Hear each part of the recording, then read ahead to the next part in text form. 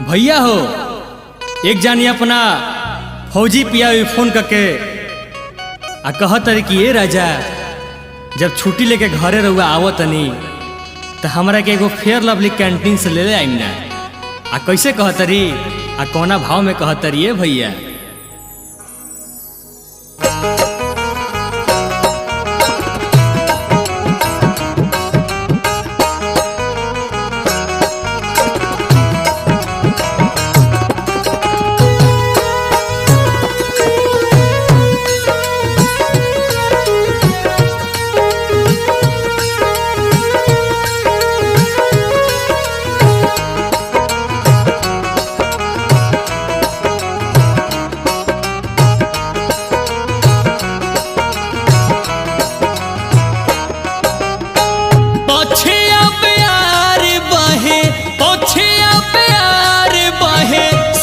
जाता गलिया कैंटीन से ले आई सैया, कैंटीन से ले आई राजा अरे लभलिया कैंटीन से ले आई सैया अरे लभलिया कैंटीन से ले आई सैया।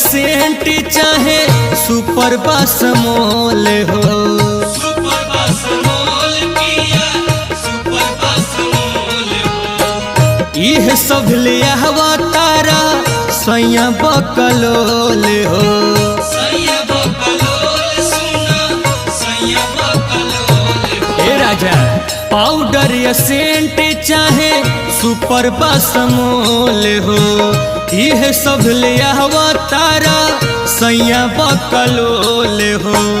पढ़े साले वाला अभी पढ़े साले वाला अभी बटे उठल लिया कैंटीन से ले आई सैया, कैंटीन से ले आई राजा अरे लभलिया कैंटीन से ले आई सैया अरे लभलिया कैंटीन से ले आई सैया।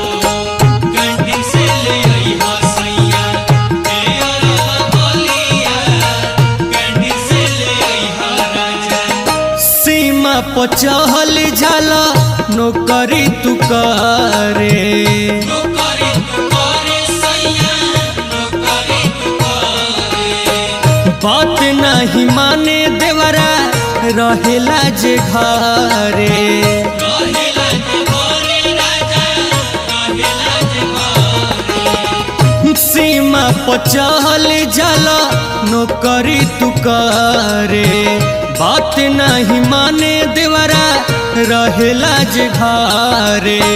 फोनवो पे को बेरा फोनवो पे को बेरा पूछेला न हलिया कैंटीन से ले आई सैया, कैंटीन से ले आई राजा अरे लभलिया कैंटीन से ले आई सैया अरे लभलिया कैंटीन से ले आई सैया।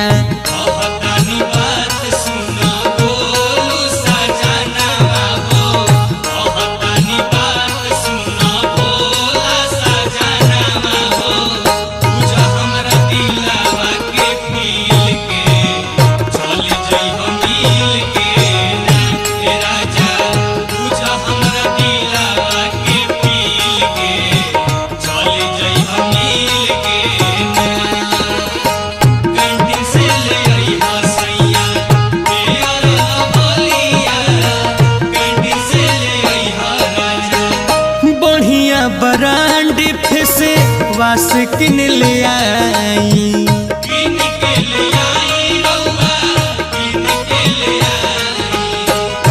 रोजे लगाई औरी बड़ी सुघराई।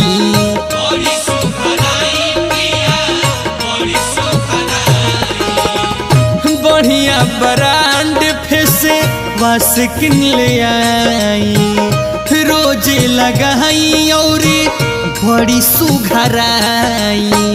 भोला या गोलू अबना बिहनुद या गोलू अबना काम कर जलिया। कैंटीन से ले अइहा सैया, कैंटीन से ले अइहा राजा, हे अरे लभलिया। कैंटीन से ले अइहा सैया, हे अरे लभलिया। कैंटीन से ले अइहा राजा, हे अरे लभलिया। कैंटीन से ले अइहा सैया, हे अरे लभलिया। कैंटीन से ले अइहा सैया, हे अरे लभलिया। कैंटीन से ले अइहा सैया, हे अरे लभलिया। कैंटीन से ले अइहा सैया, हे अरे लभलिया। कैंटीन से ले अइहा राजा।